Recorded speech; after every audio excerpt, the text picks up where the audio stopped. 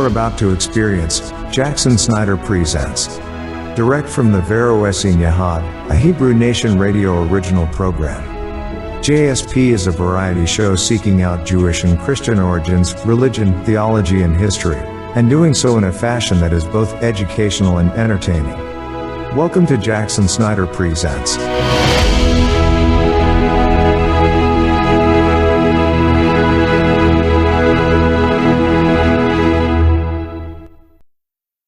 Let's do a little traveling with Paul tonight. In the Acts of the Apostles, we're told that Paul made 3 missionary journeys. In almost every introduction to the New Testament I've seen, the author discusses Paul's journeys in terms of places and dates, location of the cities Paul visited, and to fix the exact time he visited them. But when Paul himself speaks of his travels, he emphasizes not the where or the when, but the how. For instance, in defending himself against the attacks on his authority in the assembly at Corinth, Paul writes, 3 times I have been shipwrecked. A night and a day I have been adrift at sea, on frequent journeys, in danger from rivers, dangers from robbers, dangers in the city, danger in the wilderness, danger at sea, danger from false brethren, in toil and hardship, through many a sleepless night, in hunger and thirst, often without food, in cold and exposure. By this catalog of hardships, the apostle underlines his dedication to his ministry, but for us, too much is left unsaid for the evocative potential of Paul's description to be realized. Paul's contemporaries could easily have filled in the picture from their own experiences. We who travel at great speed and insecurity and comfort, however, need to transport ourselves consciously to a very different world if we're to appreciate the conditions under which Paul passed a great part of his life and that contributed to the experience that became integral to his theology. Since Paul himself gives us no details, we must extrapolate. What he encountered would have been similar to what ours, who live in a century before or after, experienced.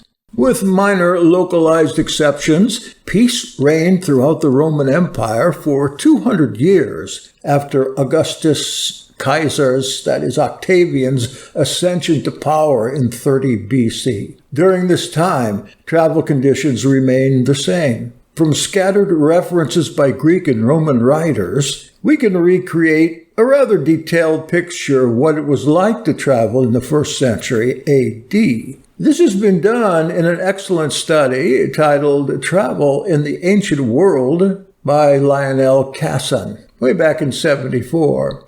But Casson's material needs to be supplemented by information from a source that he explicitly ignores. That is, from The Golden Ass, a Latin novel written by Apuleius, another Paul, who was born about 123 AD. This novel describes the adventures of Lucius, a man turned into a donkey, who undergoes many misfortunes at the hands of a series of owners before finally recovering his own form as a man. The action takes place in the area between Corinth and Thessalonica, where Paul also went, and provides invaluable insights into life outside the major cities, as well as conditions of travel. Paul's first missionary journey took him from Syria to Cyprus, and then to Pisidia, that is part of modern Turkey. His second journey across Asia Minor into Europe is narrated by Luke in Acts 15 through 18. The journey can also be reconstructed from hints scattered throughout the Pauline epistles. The only difference between the account in Luke and in the epistles is the date. Luke places Paul's journey after the Jerusalem conference, which took place maybe in 51 or 52, when the apostles worked out a compromise permitting Jewish and Gentile Christians, if they called themselves that, to eat together. From Paul's own letters, it's clear that this journey must have taken place before the Jerusalem conference, probably between 45 and 51. On his third journey, Paul revisited many of the cities where he had preached during the second journey, just according to Acts 18 and following. In Paul's time, as today, how you traveled depended on how much money you could afford to spend. Paul wasn't a rich man. The impression he gives in his letters is that he had no significant personal financial resources. He seems to have had nothing beyond what he could earn and the sporadic gifts sent to him by various assemblies. If he was an itinerant artisan or a literal tent maker, he was far better off than an unskilled worker of the laboring class, but no artisan became rich. It would have been as much as Paul could do to earn his daily bread, even if he had enjoyed a stable situation with a regular clientele. But Paul garnered much of his work from fellow travelers on the road, and he had to begin anew in a strange city where he had no reputation to attract business. In these circumstances, Paul certainly traveled on foot.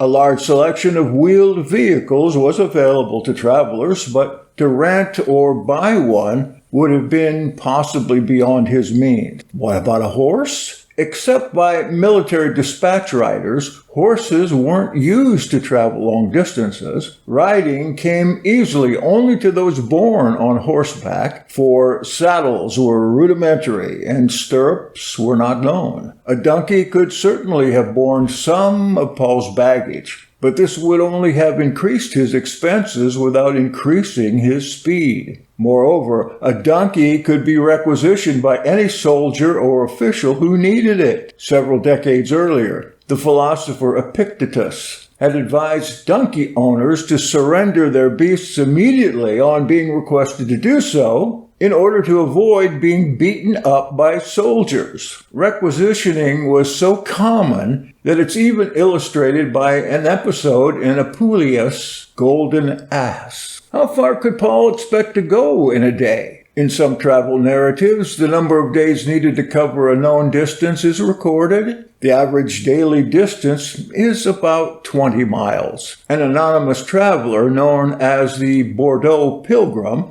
who visited the Holy Land in 333 AD, kept a famous diary that has survived. From Faustinopolis to Tarsus, he followed the Roman road laid down when Pompey moved his legions into the east in 63 BC. Through the Cilician Gates. Paul took this road in reverse when he traveled from Tarsus to Galatia. According to data given by the Bordeaux Pilgrim, the distances were as follows. From the city of Tarsus to the inn at Mascariniar, 12 Roman miles. From the inn to post at Pylos, 14 Roman miles. From post at Pylos to the inn in Podans, 12 Roman miles. From the inn to post at Caina, 13 Roman miles. From the post at Caina to the city of Faustinopolis, 12 Roman miles. From Tarsus to Faustinopolis, then, was 62 Roman miles. But in between, as I've just narrated, were several inns and posts. A traveler would normally spend the night at an inn. A post was simply a staging point where animals could be changed. Thus, a normal day's journey for those traveling by carriage was from inn, roughly 25 Roman miles or 22 modern miles. Those who walked, as Paul did, would have had to extend themselves to cover this distance, and it's unlikely that Paul could have maintained such an average for long periods, particularly when the road was hilly. If Paul says that he was in hunger and thirst, often without food, in cold and exposure, it's obvious that on occasion he found himself far from human habitation at nightfall. He may have failed to reach shelter because of weather conditions. An unusually hot day may have sapped his endurance. Mountain passes may have been blocked by unseasonably early or late snowfalls. Spring floods may have made sections of the road impassable, for he claims to have been in danger from rivers. Or fierce hailstorms may have forced him to take refuge. The average height of the Anatolian plateau, that is present-day central Turkey,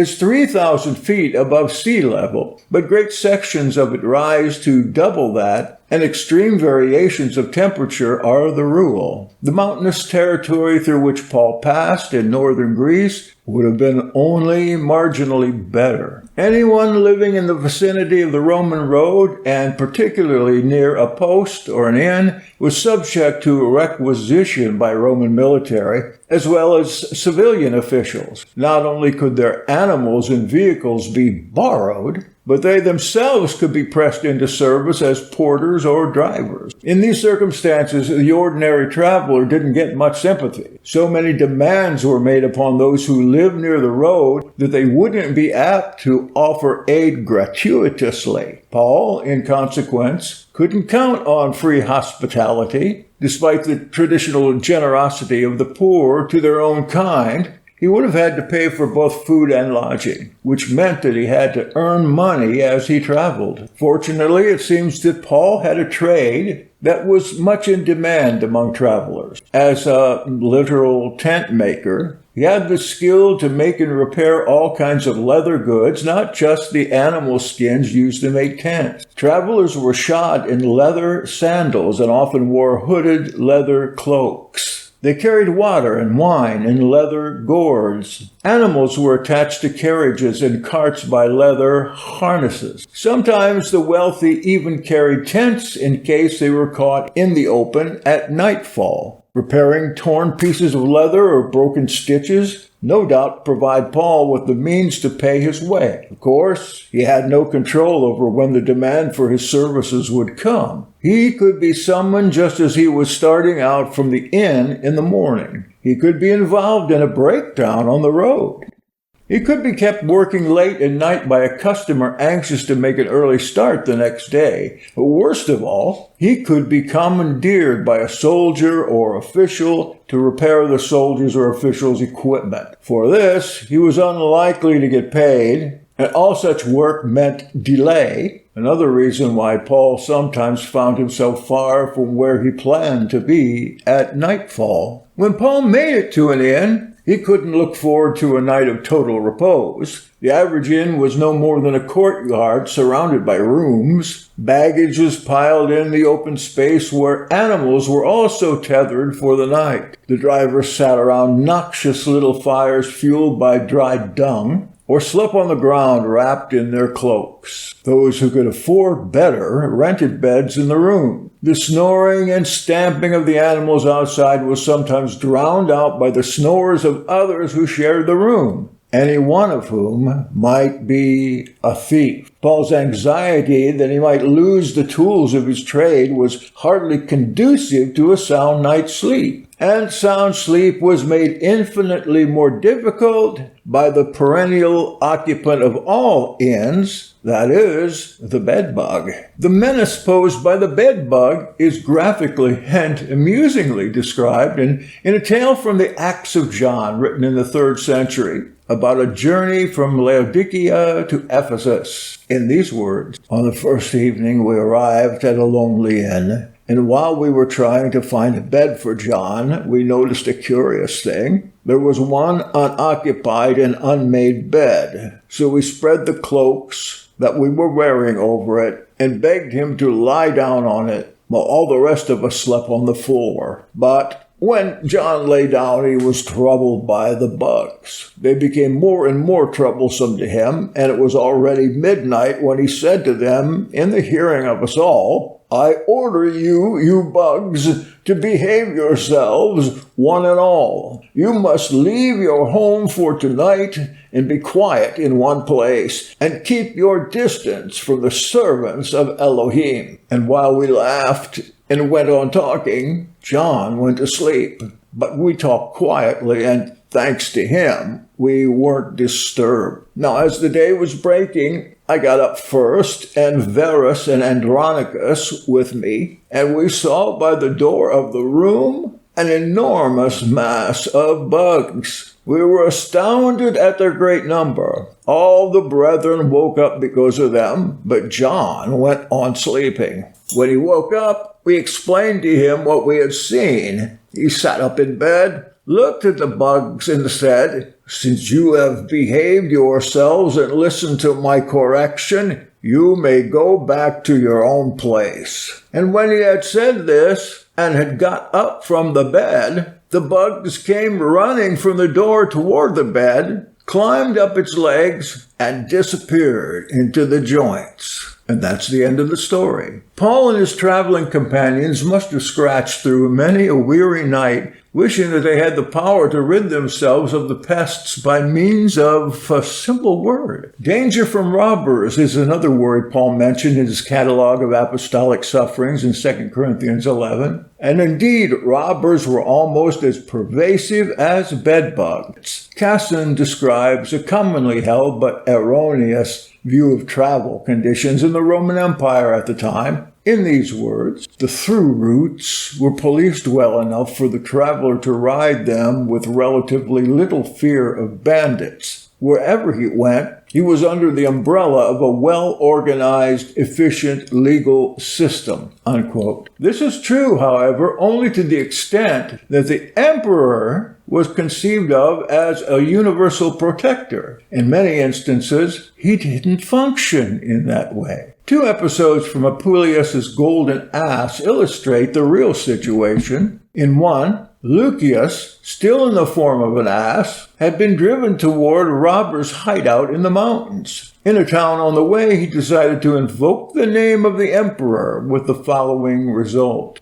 It suddenly struck me that I could use the way out open to every citizen and free myself from my miseries by invoking the name of the emperor. It was already daylight, and we were going through a populous town to which a market had attracted a good crowd. In the middle of these groups, all made up of Greeks, I tried to invoke in Greek the august name of Caesar, that is Caesar. I got as far as a distinct and powerful O, but the remainder, the name of Caesar, I could not pronounce. The robbers, not liking the discordant sound of my voice, took it out on my hide. And that's the end of the story. The point is no less clear for being made with sophistication and wit. The poor had no access to the emperor and could not effectively claim his intervention. Powerful and influential personalities were in a different situation. Apuleius's second story concerns a disgraced procurator who was on his way into exile on the island of Zakynthos. The prosecutor and his escort were spending the night at a small inn at Actium when it was attacked by robbers. The robbers were beaten off by the procurator's escort, but the procurator's wife, who had volunteered to go into exile with him, was so incensed that she returned to Rome and asked Caesar to exterminate the brigands. There was a happy ending, which is, I quote, Caesar decided that the gang of the brigand Hemus should no longer exist, and it immediately disappeared. Such is the power of an imperial wish. The whole gang, chased by detachments of soldiers, ended up by being cut to pieces, unquote. As these stories reflect, imperial authority was exercised on the personal demand of those with enough clout to reach the emperor, not by any formal institution. It was difficult as well to invoke the protection of lesser officials, since provisional governors had no permanent forces to perform regular police functions. Although they moved around their territories holding judicial sessions at selected towns, the auxiliary bodyguard units could be used to intervene if necessary.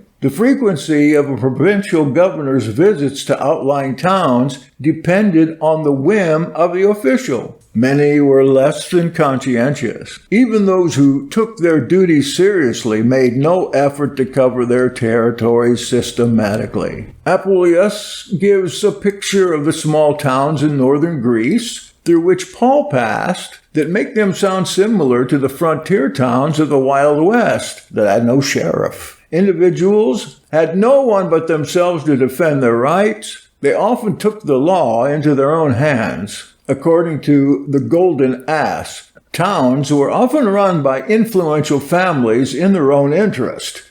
Thus we find people dispossessed with impunity, quote, by a rich and powerful young neighbor who misused the prestige of his ancestry, was powerful in local politics, and could easily do anything he liked in the town, unquote. Just before being turned into an ass, Lucius is warned in these words, "Take care to return early from your dinner. A gang of young idiots, all from the best families, disturb public order. You will see cadavers strewn in the street, and the auxilia of the governor, far away as they are, can't rid the city of such carnage," unquote. The poor were defenseless before such casual brutality. How could they appeal to the governor? And if they ever reached him, would he accept their version of events? Neighbors could sometimes band together against outsiders.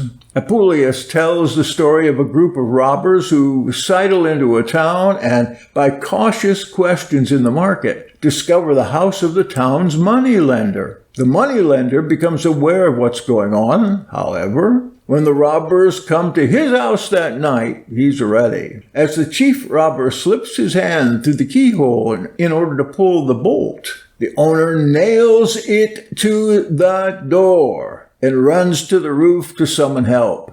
A similar story is narrated in chapter 4. Such justice, of course, was highly localized. One could avoid a charge of murder simply by moving to another town. Runaway slaves were in little danger of being caught. On the other hand, if feelings ran high, thieves were simply executed on the spot. Little imagination was needed to appreciate how vulnerable Paul was under such conditions. He was the stranger, the outsider. There was no one to whom he could turn for aid. He had no friends or neighbors and could be easily victimized in innumerable ways. I think it's very likely that the sense of vulnerability and what lies behind his repeated stress on his weakness. In towns, if the towns were chaotic, anarchy ruled in the countryside, even in the relatively populous regions between Athens and Corinth. The section of this road,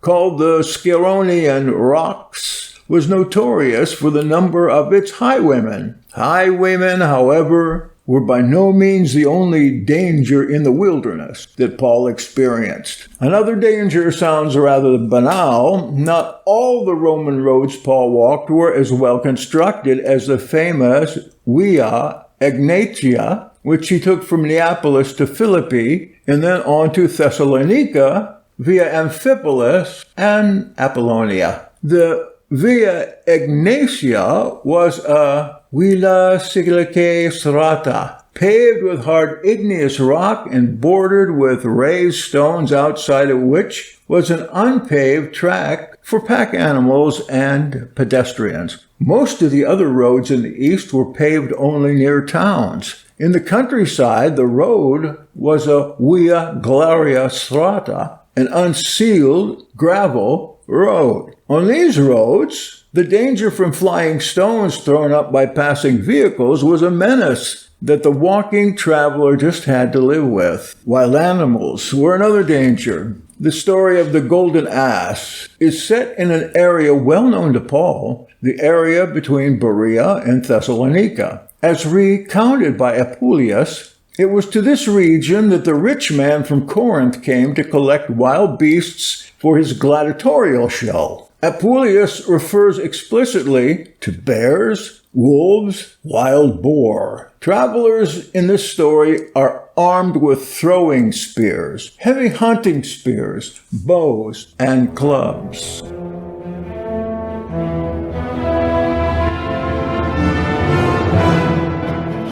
You may contact us at Jackson Snyder Presents at this email address, veroyahad@gmail.com. That is veroyahad@gmail.com. And let me remind you, you are listening to Jackson Snyder Presents with your host tonight, Bogdan G. Schruumkoff. Thank you for listening. We'll be right back.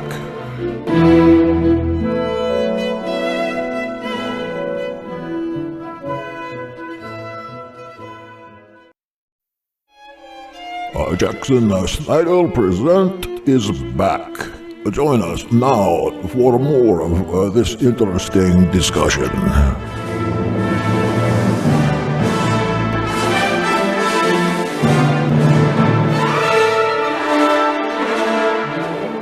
Paul could have encountered some of these wild animals when he was sent off from Berea, quote, as far as the sea, unquote, Acts 17. Presumably he went to Pydna, where the harbor may have remained functional, even though the town itself moved inland in the Roman period. As the crow flies, the distance between Berea and Pydna is 31 miles over mountainous terrain and a habitat of wild animals. Several segments of Paul's second missionary journey were at sea. He sailed from Troas to make his first European landfall at Neapolis, the port of Philippi. Certainly the return journey from Corinth via Ephesus to Caesarea was also by sea. Combining land and sea travel was common in the Eastern Mediterranean.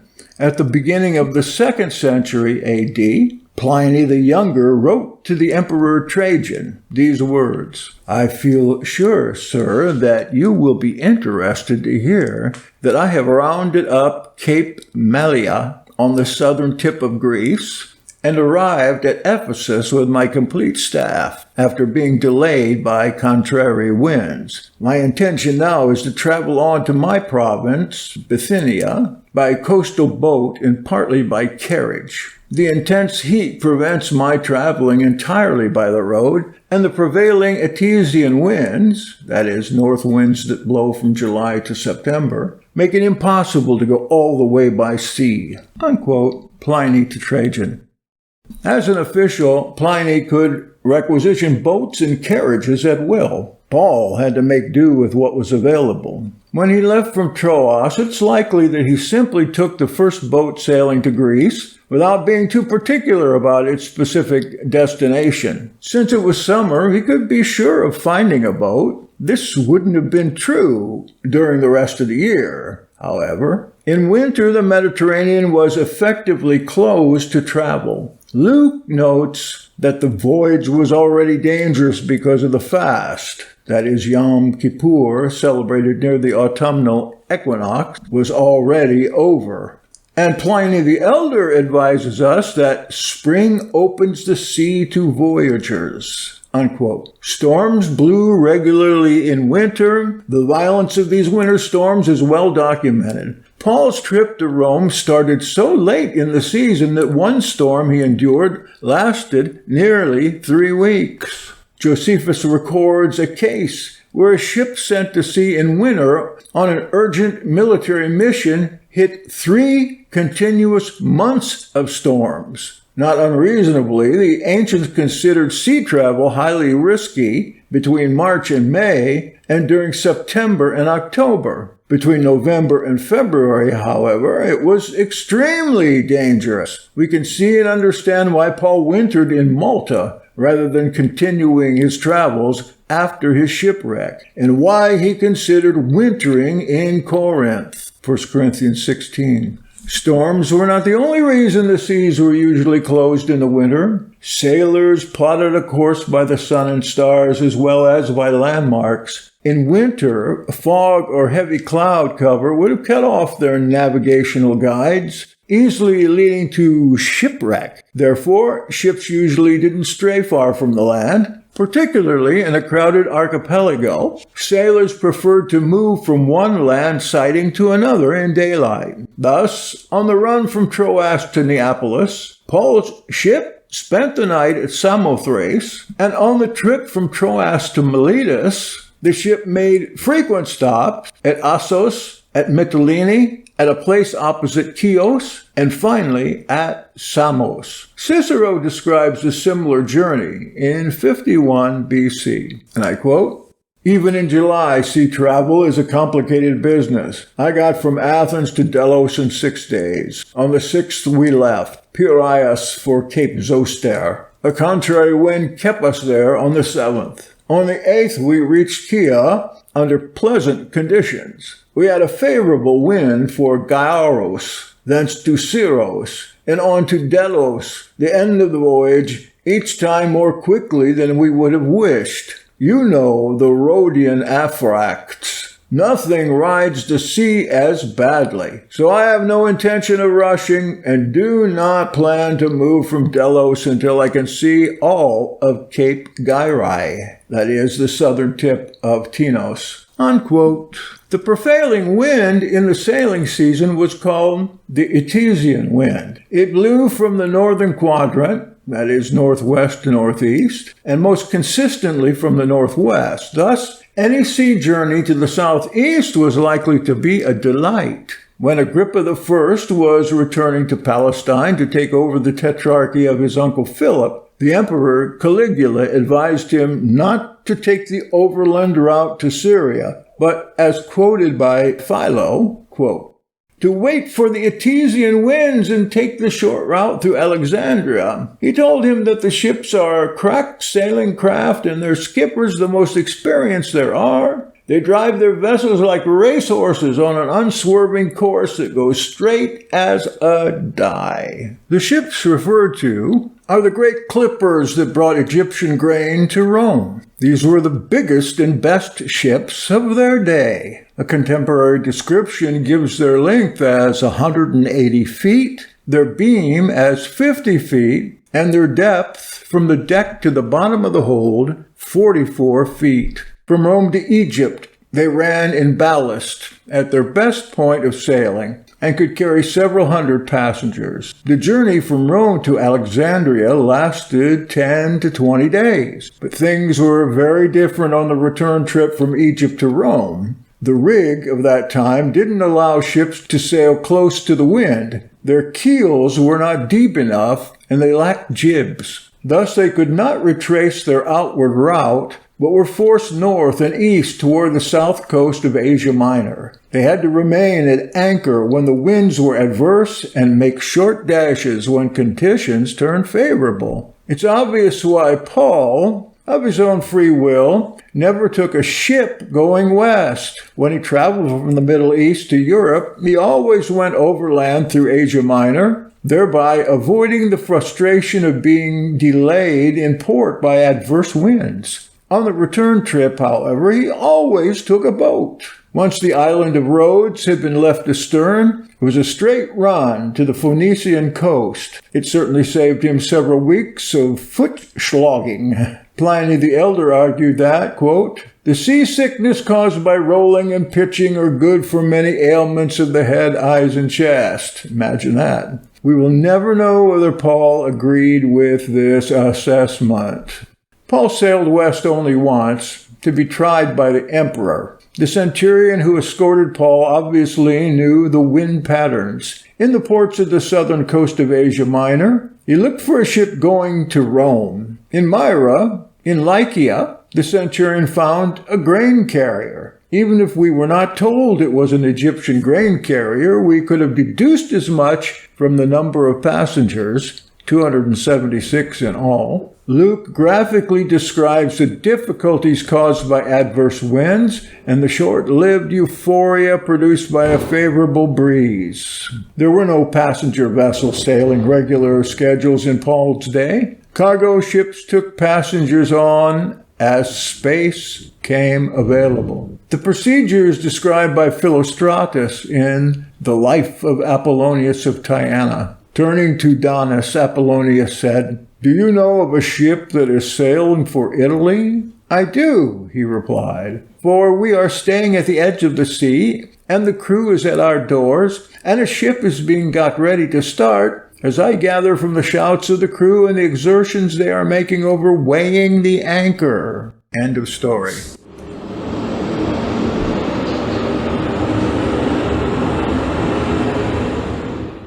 That was a sound effect for you. This vignette omits the haggling over the fare with a hard-eyed owner or his representative who is determined to get the maximum the market would bear. Presumably, maximum utilization of equipment was as much a concern then as it is today. But the ship's departure had to await the coincidence of a favorable wind with favorable omens.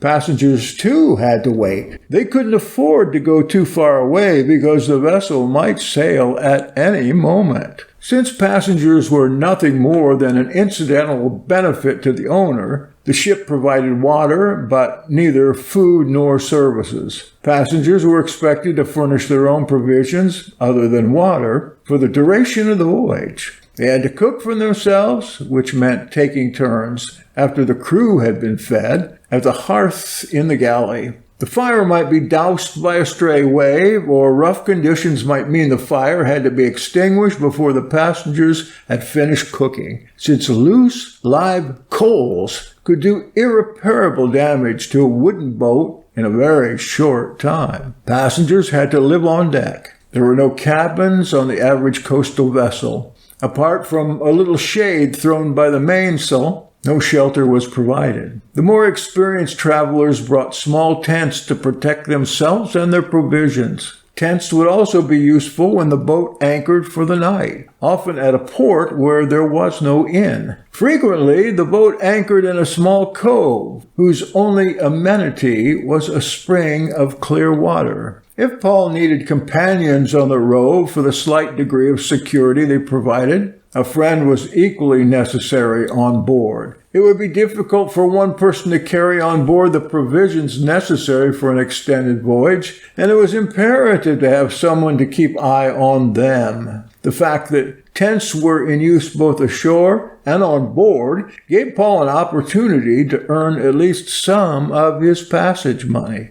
The discomfort of a sea voyage was intensified by fear. Travelers went by ship only when there was no real alternative. In the world in which Paul lived, the sea was considered dangerously alien. Farewells tended to assume that the friend taking the ship might never be seen again. Poems were written to memorialize the solemn departure.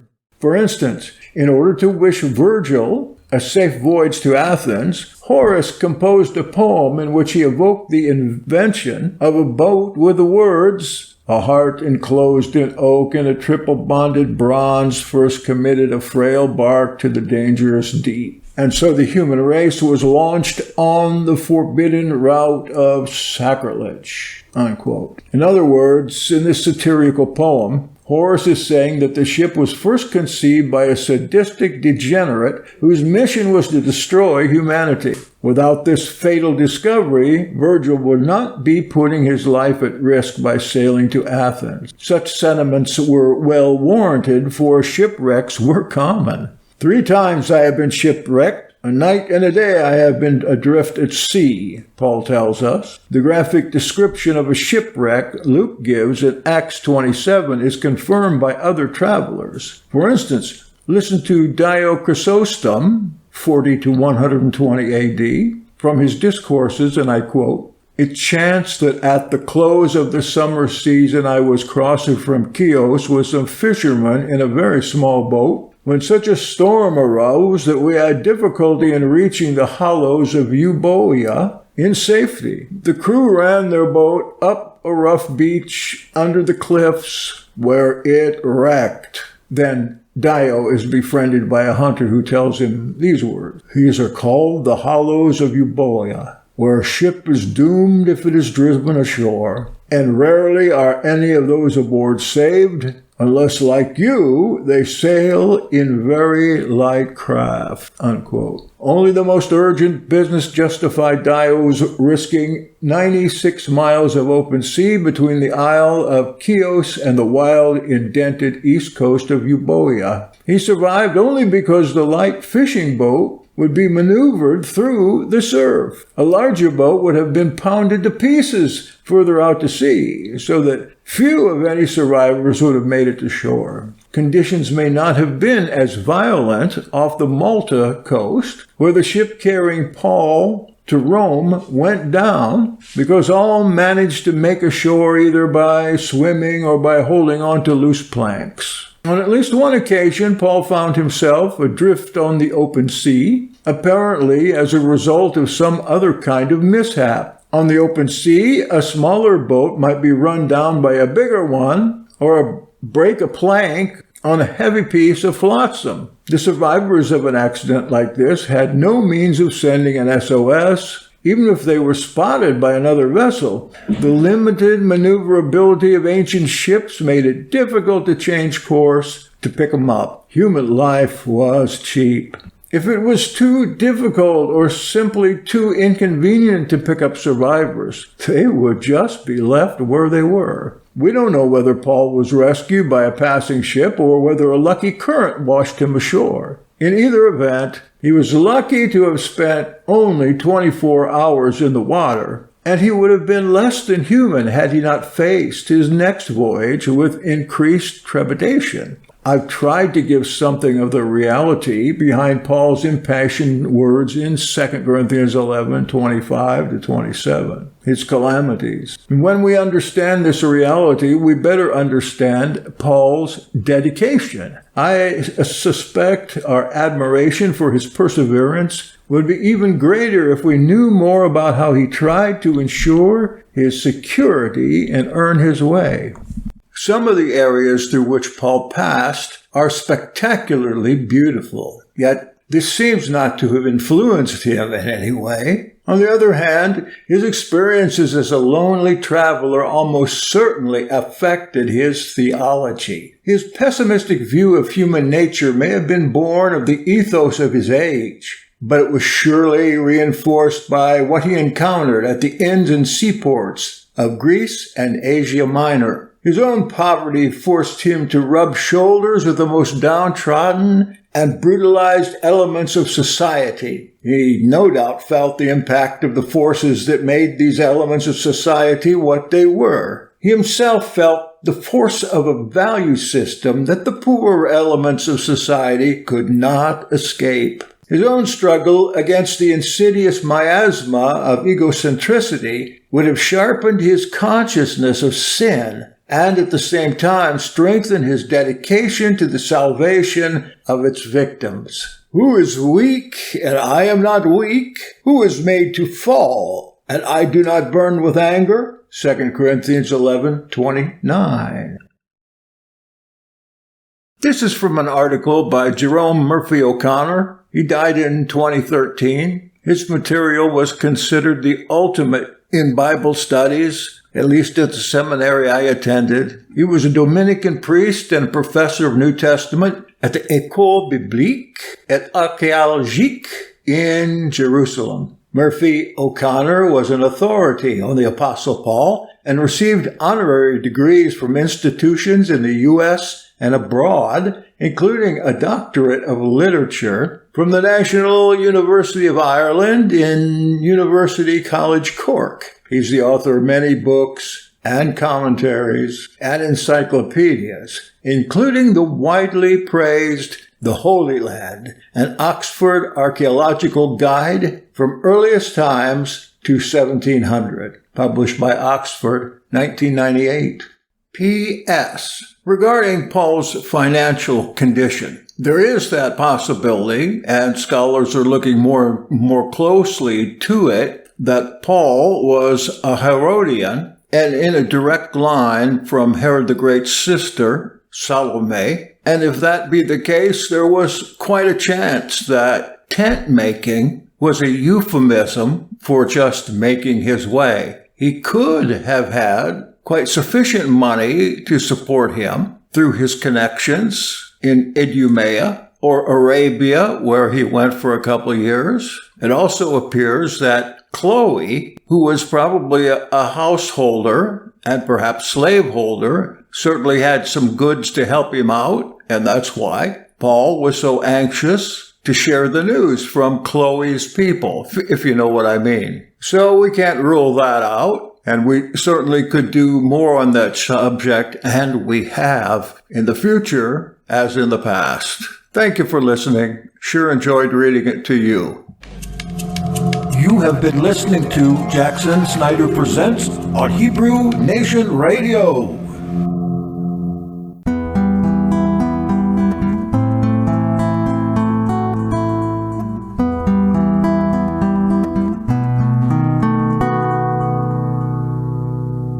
Though I am a foreigner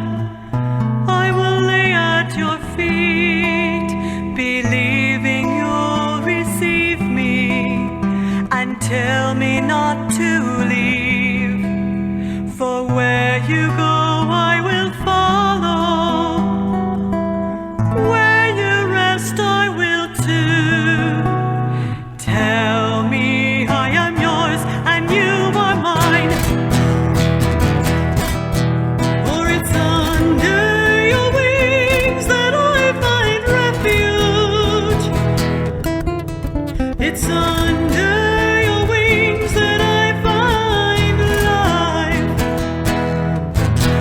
It's under your wings that I find refuge. It's under your wings that I find life.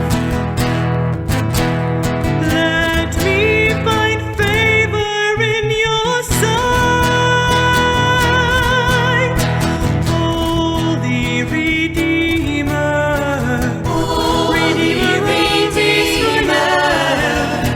Redeemer of Israel, Holy Redeemer,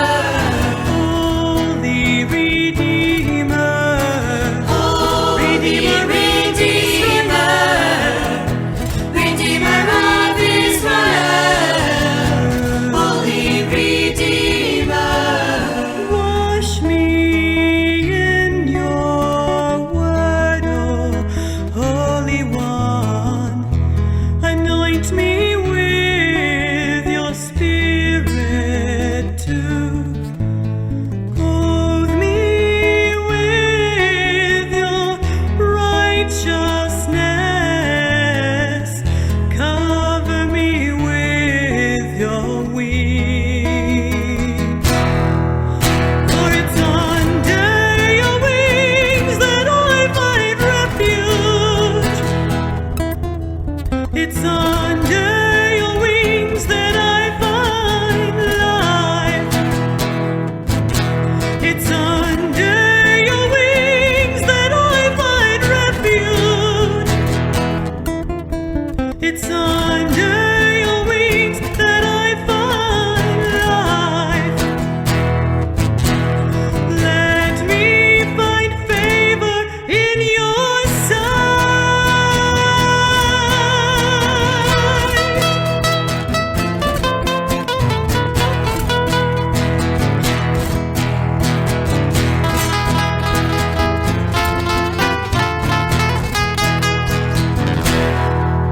For it's under your wings that I find refuge. It's under your wings that I find life. It's under your wings that I find refuge. It's under your wings that I find life. Let me find favor in your sight, Holy Redeemer,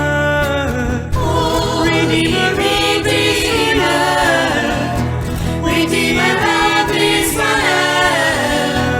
Holy Redeemer, Holy Redeemer, Redeemer of Israel, Redeemer of Israel, Holy Redeemer, Holy Redeemer, Holy Redeemer, Redeemer of Israel, Holy Redeemer, Holy Redeemer, Holy Redeemer, Redeemer of Israel,